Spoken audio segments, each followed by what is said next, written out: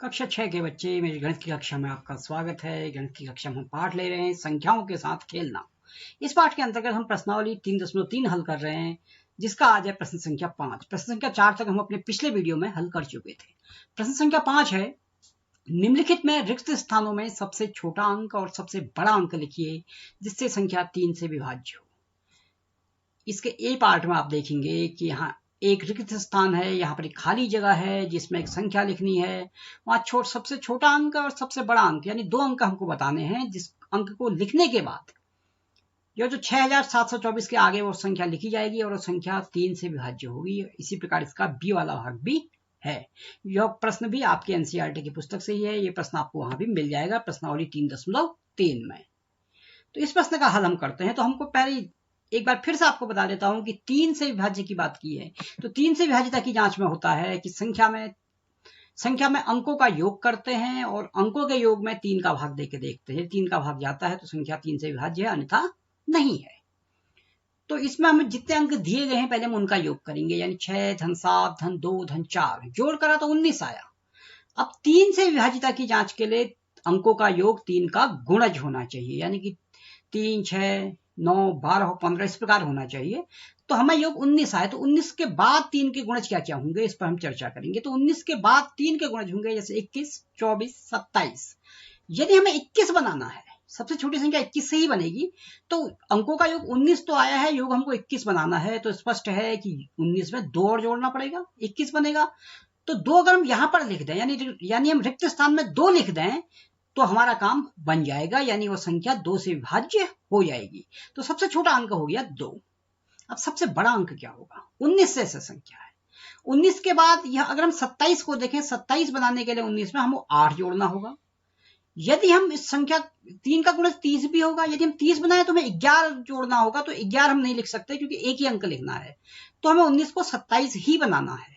यानी 3 से विभाजिता के लिए हमें अंक, जब एक ही अंक की संख्या जोड़नी है तो हमें 19 को 27 ही बनाना होगा। सबसे बड़ा गुणज 27 होगा, तो 27 बनाने के लिए 19 में 8 जोड़ना होगा, तो बड़ा अंक होगा 8।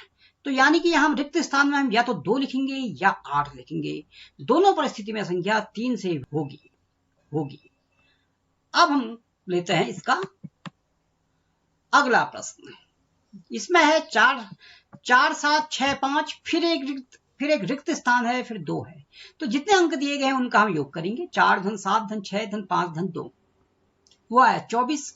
अब 24 से अधिक 3 के गुणज क्या क्या होंगे? एक तो स्वयं 24 होगा, फिर 27 होगा, फिर 30 होगा, फिर 33 होगा। इस प्रकार अंकों के गुणज होंगे। अब 24 को 24 ही बनाना है, तो यहां यदि हम शून्य लिख दें तो भी अंकों का योग 24 ही रहेगा और 24 स्वयं 3 का एक गुणज है। तो सबसे छोटा अंक होगा 0। उसके बाद सबसे बड़ा अंक 24 को हम 33 बनाएंगे, एक अंक तभी आएगा। 24 को 33 बनाएंगे तो 9 जोड़ने पर बन जाएगा। यदि 36 करें तो हमें 12 जोड़ना पड़ेगा, 12 2 अंकों की संख्या है। तो सबसे बड़ा अंक होगा जो 24 को 33 बनाने पर होगा, यानी कि 9। क्योंकि 24 में 9 जोड़ें तभी 33 प्राप्त होता है, तो बड़ा अंक होगा 9। अब हम लेते हैं इसी प्रश्नावली का अगला प्रश्न, यानी 6A। 6 प्रश्न संख्या 6 है, निम्नलिखित में रिक्त स्थान में ऐसा अंक लिखिए ताकि संख्या 11 से विभाज्य हो। 9 2 यहां पर रिक्त स्थान है, 3 8 9। 11 से विभाज्यता में हम सम स्थान और विषम स्थान की संख्याओं का योग करते हैं। संख्या हमारे पास है जिसका हमें विभाज्यता की जांच करनी है, वो है 9 2, फिर है रिक्त स्थान पे 3 8 9। तो विषम स्थान में संख्या का योग, विषम स्थान यानी 1 3 5, 1 में 9, 3 में 3, 5 में 2, योग करा तो 24 प्राप्त हुआ। अब हमने सम स्थान देखे संख्याओं का योग। पहला 8, चौथा हमको ज्ञात नहीं है, उसके बाद छठा है 9। तो हमें संख्या प्राप्त हुई 8 धन 9 जो होगा 17। 8 धन। तो हम जैसा कि हमने भी बात की थी कि 11 से विभाज्य होने के लिए अंतर 11 का गुणज होना चाहिए। अब 11 के गुणज के लिए हमने देखा कि हमें अंक लिखना कहाँ है, पहला दूसरा तीसरा और चौथा, यानी कि सम स्थान में अंक लिखना है। यानी हम 17 पर ही बात करेंगे। तो हमें सम स्थान पर अंकों का योग कितना होना चाहिए? यदि हम देखें तो सम स्थान पर अंकों का योग 25 होना चाहिए, यानी ये 17 की जगह 25 होता है। 25 होता है, अब इसलिए होता 25 कि 25 में से 14 घटाएंगे तभी 11 प्राप्त होगा, 25 में से 14 घटाएंगे तभी 11 प्राप्त होगा। तो सम स्थान में लेकिन हमारा 25 के बजाय हमारे पास क्या है, वो 17 है।